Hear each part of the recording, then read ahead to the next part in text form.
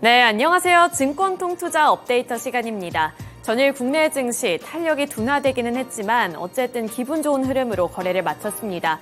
코스피 그리고 코스닥 이번에도 상승불을 켜내며 거래를 마쳤는데요. 특히 코스피 시장에서는 기관 투자자들 그리고 금융투자형 매수 물량이 큰 폭으로 집계가 되면서 지수를 상승 쪽으로 이끌었습니다. 코스피 시장에서 기관 투자자들이 가장 관심을 많이 보였던 종목들 5가지 살펴보도록 하겠습니다. 네, 삼성전자, 이수페타시스, SK하이닉스 같은 반도체 종목들 일제히 올라와 있고요. 미래에셋증권 그리고 하나생명 같은 증권 종목들도 금융주들도 함께 올라와 있습니다. 저는 이 반도체 종목들 살펴보시면 삼성전자가 0.45% 상승하는 모습을 나타냈고요. 이수페타시스가 6.78%의 강세로 거래를 마친 가운데 SK하이닉스 0.67%의 상승률을 나타냈습니다. 이 반도체주들 같은 경우에는 특징주에 넘어가서 더 자세한 이슈 브리핑 해보도록 하겠고요. 미래에셋증권이 1.19% 그리고 하나생명이 3.44% 올랐는데 이 미래에셋증권 같은 경우에는 기관 투자자들이 10거래일 연속으로 매수하고 있다는 점을 수급 특징으로 잡아볼 수가 있겠습니다. 그리고 하나생명 같은 경우에는 주주환원 정책을 강화할 것이라는 전망이 제시가 되면서 매수세가 유입이 됐고요. 따라서 3%대 강세 흐름 나타내주면서 2,405원의 종가를 형성했습니다. 네, 코스피 시장에서 특징주로 반도체 종목들 살펴보도록 하겠습니다. 어제는 삼성전자 그리고 SK하이닉스 같은 이 반도체 투톱도 일제히 상승하며 거래를 마쳤고요. 또 이수페타시스 같은 AI 반도체 종목들도 함께 주목을 받았습니다. 이렇게 반도체 주들이 오를 수 있었던 것은 겹호재가 드러났기 때문인데요. 우선은 삼성전자 쪽에서 모멘텀을 한 가지 들고 왔습니다. 삼성전자가 차세대 HBM4를 2025년에 양산을 할 것이라는 소식에 이렇게 삼성전자도 주목을 받았고요. 이 화면에는 없지만 중소형 반도체주들까지도 일제히 상승하는 모습이 나타났습니다. 그리고 미국 기준으로 화요일 시장에서 필라델피아 반도체 지수가 2% 넘는 강세로 거래를 마쳤습니다. 또 대표적인 반도체주들이 미국 증시에서도 강세로 거래를 마치면서 그러한 훈풍이 국내 증시에까지 도달을 했고요. 따라서 투자 심리까지 함께 개선되는 모습이 연출이 됐습니다. 크게 보면 이렇게 두 가지 모멘텀이 있는데 그 안에서 삼성전자가 들고 왔던 이슈를 조금 더 자세하게 살펴보도록 하겠습니다. 삼성전자가 최근 차세대 HBM인 HBM4를 2025년에 본격적으로 양산하기로 했다는 것이 밝혀졌습니다. 특히 2025년에 양산될 HBM4는 하이브리드 본딩 기술을 적용한다고 하는데요. 이 기술은 삼성전자의 경쟁사로 알려지고 있는 TSMC 쪽에서도 채택을 하고 있는 기술이기 때문에 이러한 부분에서 투자자들의 관심을 받았다고 살펴보시면 되겠습니다. 따라서 반도체주들 전반적으로 매수세가 확산되는 모습이 나타났다는 점 보셔야겠고요. 또 어제 시장에서는 AI 종목들까지도 일제히 강세를 기록을 했습니다. 테슬라의 주가가 미국 증시에서 7%대 강세를 나타냈는데 전기차에 대한 모멘텀뿐만 아니라 슈퍼클라우드에 대한 이 슈퍼컴퓨터에 대한 모멘텀까지 부각이 되면서 AI주들 쪽으로도 매수세가 유입됐고요. 그중에 대표적인 종목 중 하나가 바로 이 이수페타시스라고 살펴보실 수가 있습니다. 네, 넘어가서 코스닥 시장 살펴보도록 하겠습니다.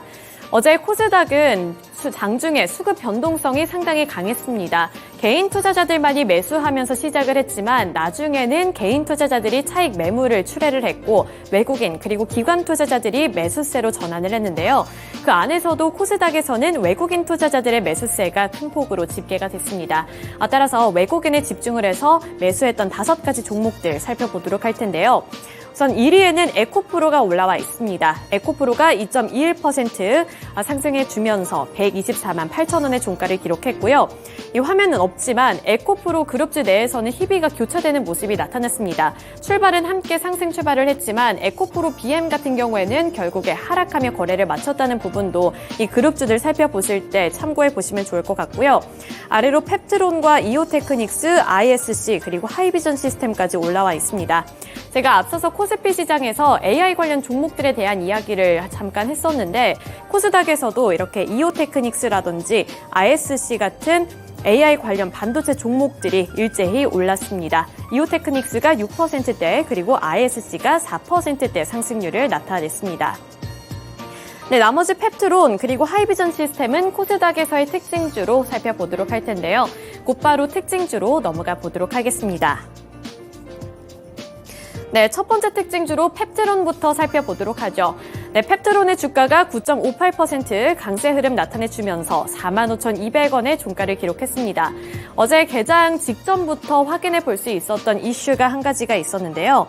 머스크 비만약으로 알려져 있는 위고비가 글로벌적으로 폭발적인 인기를 누리고 있다는 소식을 어제 개장 직전부터 살펴볼 수가 있었습니다. 이 덴마크 제약사인 노보노디스크의 위고비는 일론 머스크 그리고 모델 킴 카다시안 등 유명인들이 애용하고 있기 때문에 폭발적인 인기를 누리고 있다고 하는데요. 이런 소식이 전달이 되면서 국내 증시에서도 이렇게 비만 치료제 관련 종목으로 여겨지고 있는 펩트론이 관심을 받았습니다. 증권가에서는 시장의 당뇨병 그리고 비만 치료제 모멘텀이 지속이 될 것으로 전망을 하고 있는데요. 최근 펩트론은 당뇨 비만 치료제인 PT404를 글로벌 제약회사에 물질 이전하는 계약을 진행 중에 있습니다. 이러한 사실이 부각이 되면서 글로벌 트렌드에 함께 올라탔다고 보시면 되겠고요. 따라서 어제 시장에서도 외국인들의 순매수세가 유입되면서 강세로 거래를 마쳤습니다. 네, 다음 키워드 살펴보도록 하겠습니다. 그 다음 특징주로는 하이비전 시스템 살펴보도록 할 텐데요. 하이비전 시스템 전일 10.48% 오른 21,400원의 거래를 마쳤습니다. 어제 하이비전 시스템뿐만 아니라 자율주행 관련 종목들이 개장 직후부터 급등하는 모습을 나타내줬는데요. 현대차 모멘텀이 있었습니다. 현대차가 연내에 레벨3 자율주행차를 상용화할 것이라는 소식 속에 이렇게 강세 흐름이 나타난 건데요. 현대차는 올해 연말 세계 최초로 시속 80km까지 작동하는 레벨3 자율주행차를 상용화할 것으로 전해왔습니다. 이 소비자에게 판매하는 차에 레벨3 기능을 넣은 것은 지금까지 일본의 혼다 그리고 독일의 벤츠사밖에 없다고 하는데요. 하지만 이마저도 시속 60km가 상향상이었는데 여기서 현대차는 80km까지 가능해질 것으로 보이면서 이 부분의 기술력이 부각이 됐다고 살펴보시면 되겠습니다. 또 시장 전체적으로 봤을 때 이 전문가들은 글로벌 자율주행차 시장이 더욱더 커질 것으로 전망을 하고 있습니다. 시장 조사업체 프레지던스 리서치에 따르면 전 세계 자율차 시장은 올해에는 1,701억 달러를 기록할 것으로 전망을 하고 있고 2030년에는 10배 수준에 다다르는 1조 8,084억 달러가 될 것으로 예상을 하고 있습니다. 이렇게 자율주행차가 미래 모빌리티 사업으로 부각을 받고 있고 시장도 확대될 것이라는 기대감을 받고 있는 가운데 우리나라 정부 쪽에서도 이러한 미래 모빌리티 사업에 주목을 하고 있다는 점까지 부각을 받으면서 하이비전 시스템 같은 자율주행 관련 종목들이 전일 시장 강세를 나타냈습니다. 네, 이렇게 코스피 시장 그리고 코스닥 시장에서의 특징주들 함께 알아봤고요. 오늘은 어떠한 특징주를 눈여겨보면 좋을지 메리츠증권의 황혜수 차장 연결 통해서 들어보겠습니다. 네, 차장님 안녕하세요. 네, 안녕하세요. 네, 전일장 수급 특징 함께 분석해봤습니다. 오늘은 어떤 특징주 들고 오셨을까요? 이수페타시스를 말씀드리겠는데요. 이수페타시스 같은 경우에는 그 엔비디아 주요 고객사에 대한 그 수출 비중이 3분기부터 계속해서 꾸준하게 증가할 것이다라는 점이 긍정적이다라고 말씀드릴 수가 있겠습니다. 최근 엔비디아에 대한 여러 글로벌 증권사들의 목표 주가가 상향 조정되고 있는 상황에서 이스페타시스 역시 이러한 엔비디아의 실적 성장과 동반해서 성장할 것이다라는 기대감이 반영이 되면서 최근에 주요 수급 주체의 매수세가 이어지고 있다라고 보시면 될 것 같은데요.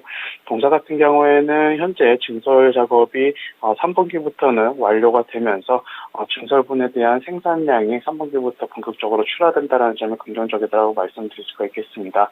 여러 그 레포트들을 통해서도 나타나고 있지만 엔비디아의 AI 반도체 같은 경우에는 수요가 급증하고 있는 상황에서 공급자 우위의 산업 구조가 계속해서 나타나고 있는데 이에 따라서 이스페타시스의 그 수출 비중도 큰 폭으로 늘어날 것이 긍정적인 부분이다라고 말씀드릴 수가 있겠고요.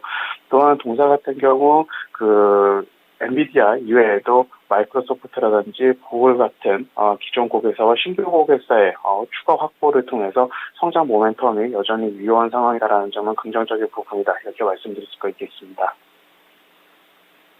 네, 전일장 수급 특징주로는 메리츠증권 황혜수 차장 연결을 통해서 이수페타시스에 대한 이야기 들어봤습니다. 엔비디아발 훈풍의 영향을 받은 종목이고요. 앞으로 신규 고객사 확보의 영향으로 지속적인 성장이 가능하다라는 말씀해 주셨기 때문에 이 점까지 참고해 보시면 좋을 것 같습니다. 이번에는 시간의 거래에서 주목받은 종목들 함께 체크를 해보시죠. 먼저 상승한 탑5 리스트 화면을 통해 만나보도록 하겠습니다. 상보, 태경 BK, 크리스탈 신소재, 이수화학, XINC 지금 이렇게 이름을 올렸는데요.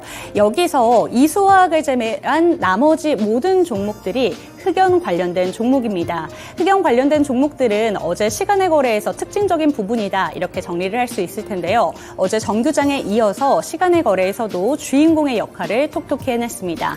잠시 뒤 특징주로 살펴보도록 하고요. 이수화학 먼저 체크를 해보도록 하겠습니다.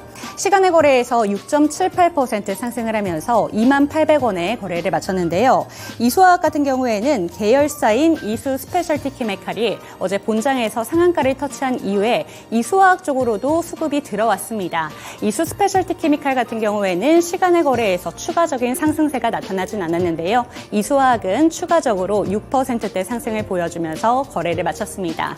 하지만 특별한 이슈가 없었다는 점은 체크하시면 좋을 것 같습니다. 그럼 특징주로 흑연 관련된 종목들의 흐름도 함께 체크를 해보시죠. 네, 지금 상보와 태경 BK, 크리스탈 신소재는 상한가를 기록했고요. XINC도 6%가 넘는 상승세를 보여줬습니다. 그리고 지금 보이는 종목 외에도 정말 다수의 종목들이 흑연과 관련이 되어서 테마를 형성하면서 어제 시간의 거래에서 다수의 종목들 상승하며 마감을 했는데요. 흑연 관련된 종목들이 어제 본장에서부터 주목을 받은 건 두 가지 이슈가 있었습니다. 첫 번째는 장중에 한 가지 이슈가 나왔는데요. 그 이슈부터 체크를 해보도록 하겠습니다. 대기업들이 아프리카 마다가스카르와 배터리 광물 협력을 모색한다는 뉴스에 영향을 받으면서 흑연 관련된 종목들이 장중에서부터 조금씩 들썩이기 시작했습니다. 그런데 장마감 직전에 산업통상자원부에서 흑연을 국산화하겠다라는 정책을 발표하면서 이에 매수세가 강하게 들어왔습니다. 지금 같은 경우는 흑연은 100% 수입에 의존하고 있습니다. 그렇기 때문에 투자자들의 심리가 완전히 강하게 들어온 건데요. 이 소식에 시간의 거래에서도 추가적인 상승세가 강하게 들어왔습니다. 그런데 관련된 종목들 어떤 이유에서 상한가를 기록하게 된 건지 체크를 조금 더 자세하게 해보도록 하겠습니다.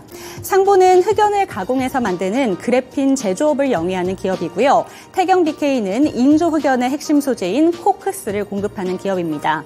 그리고 크리스탈 신소재는 중국 내 흑연 매장량 3위로 알려진 허난성을 방문해서 흑연 광산 인수합병에 대한 논의를 진행한 바 있으니까요. 이 점까지 체크하시기 바라겠습니다.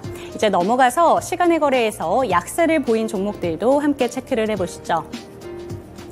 네, MDS테크, 유니캠, CQ센, 윈텍, 한정기술 순으로 지금 이름을 올렸는데요. 시간의 거래에서 약세를 보인 종목들은 특별한 테마의 형성이라기보다는 개별적인 공시에 의해서 약세로 마감을 했습니다.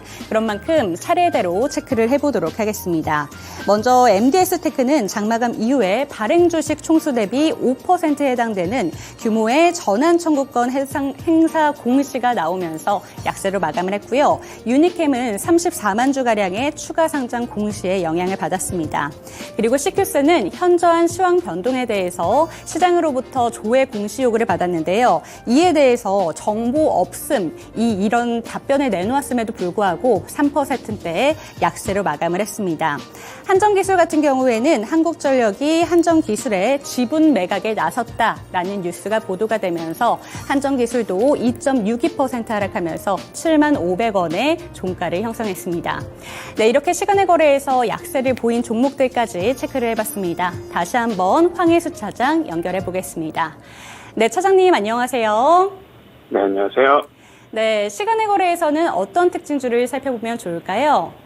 MDS테크를 말씀드리는데요. MDS테크 같은 경우에는 전환 청구권 행사 소식이 동시에 나타나면서 시간에서 약세되는 모습을 보여줬습니다. 동사 같은 경우는 주력으로 영위하고 있는 사업이 그 엔비디드 시스템 개발을 지원하고 판매하는 소프트웨어 업체다라고 볼 수가 있겠는데, 동사 같은 경우에는 현대오토에버가 개발한 현대차 그룹 자체 OS 브랜드인 모빌진의 그룹의 총판을 담당하고 있는 상황입니다. 라이센스 배포 관련 교육까지 포함하고 있는 상황인데요. 국내 총판 업체 3개 중에 가장 점유율이 높다라는 점, 그리고 자동차 소프트웨어가 모빌진으로 대응하고 있고, 현대자동차의 그런 그 미래차의 생산과 판매가 계속해서 늘어나고 있다라는 점이 MDS테크의 주요 성장 동력이다라고 말씀드릴 수가 있겠습니다. 또한 동사 같은 경우는 그 자회사의 그 성장과 자회사의 매출 성장이 올해 같은 경우 본격적으로 나타나고 있는데, 이런 자회사의 성장 모멘텀도 가지고 있다는 점이 긍정적이다라고 볼 수가 있겠는데요. 말씀드린 대로 다만 그 전에 정규 시장 이후에 전환 청구권 행사 소식, 그리고 행사 가격이 현재 주가의 절반 수준이다라는 점을 감안했을 때 향후 물량 출하에 대한 부담감으로 시간의 약세의 모습을 나타내는 상황이었다, 이렇게 보시면 될 것 같습니다. 네, 전일장 시간의 특징주로는 MDS테크에 대한 이야기까지 해주셨습니다. 네, 오늘도 좋은 말씀 감사드립니다. 감사합니다. 네, MDS테크 같은 경우에는 전환 청구권 행사 공시에 어제 시간의 거래에서는 약세로 거래를 마쳤는데요. 하지만 자회사의 성장 모멘텀이 여전히 유효한 만큼 앞으로의 성장 가능성을 보시고 투자하시면 좋을 것 같다라는 말씀 해주셨으니까요. 이 점까지 참고하셔서 현명한 투자 해보셨으면 좋겠습니다. 네, 어느덧 8월의 마지막 거래일이 찾아왔습니다. 8월의 마지막 거래일도 시장 대응에는 답은 정해져 있습니다. 바로 답정 토메이로!